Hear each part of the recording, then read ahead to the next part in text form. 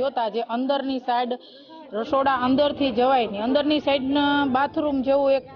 નાનો એવો રૂમ છે જેનો દરવાજો નથી, નીચેથી ભીનું છે, બાથરૂમ જ છે ટૂંકમાં,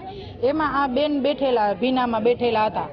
અને ઘણા સમયથી નાયા ન હોય, ઘણા સમયથી જમ્યા ન હોય એવી પરિસ્થિતિમાં છે. ત્યાં અમે આવ્યા હતા ને એક ફેરી બે ભાઈ બેન તો અમને એ લોકોએ મારીને કાઢ્યા એટલે તે પછીથી અમે આવ્યા અહીંયા નથી.